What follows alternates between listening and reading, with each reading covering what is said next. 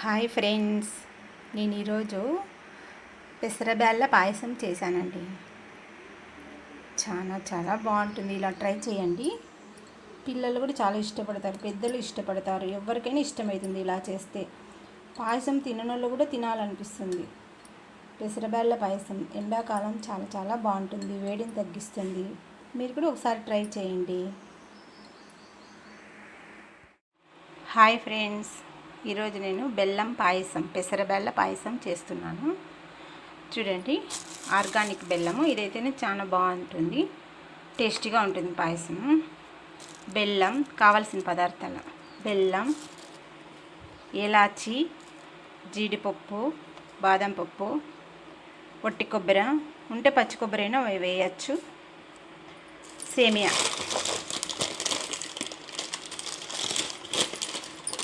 సేమియాలు, పెసరబ్యాళ్ళు, సబ్బియ్యము, ఇవి లైలాన్ సబ్బియ్యము అంటారు. ఎలా ఉంటాయంటే ఇలా ఉంటాయి. ఇవి చాలా బాగుంటాయి పాయసానికి. పాలు చేసే విధానం చూడండి. కొద్దిగా నెయ్యి వేసి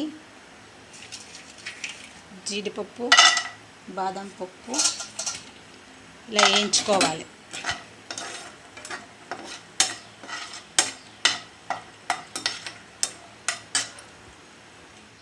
అదే నెయ్యిలోకి సేమియాని వేసి ఇలా వేయించుకోవాలి.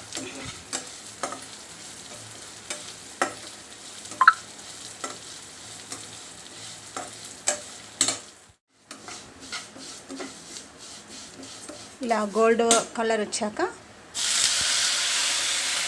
వాటర్ పోయాలి.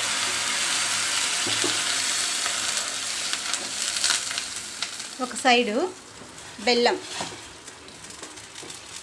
నల్లదంచి ఇలా కాంచుకోవాలి. అప్పుడు తొందరగా అయిపోతుందండి పాయసము. ఒక సైడ్ అది, ఒక సైడ్ ఇది పెట్టేసాను. జీడిపప్పు, కొబ్బరి, యాలాచి అన్నీ వేసి మిక్సీ జార్ పట్టాలి.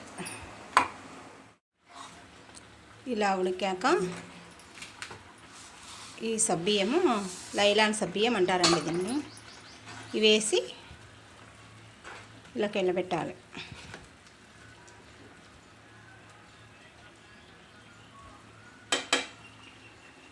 పెసరబ్యాళ్ళు ఇలా 2 విజిల్లు రానిచ్చుకోవాలి. శనగబ్యాళ్ళు అయినా వేసుకోవచ్చు, బాగుంటుంది. కాకపోతే ఎండాకాలం అనేసి ఇప్పుడు నేను పెసరబ్యాళ్ళు వేసి చేస్తున్నాను. బెల్లం ఇలా వడగట్టుకోవాలి.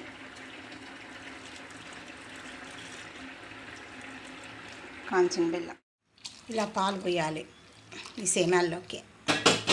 సేమ్యాలు, సగ్గుబియ్యము, పాలు 3 కలిపి ఉడకనివ్వాలి. ఈ ఉడికాక పెసరబ్యాళ్ళలో కలపాలి. ఇలా ఉడికిండేది ఇలా పెసరబ్యాళ్ళకి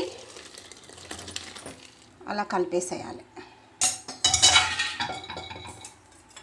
ఇలా కలిపి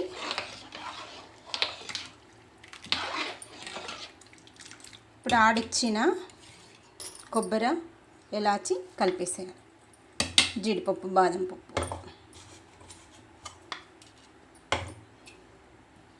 కలిపేసి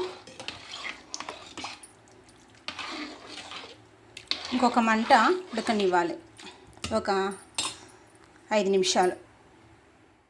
పాయసం రెడీ. ఒకసారి మీరు కూడా ట్రై చేయండి, కామెంట్ పెట్టండి.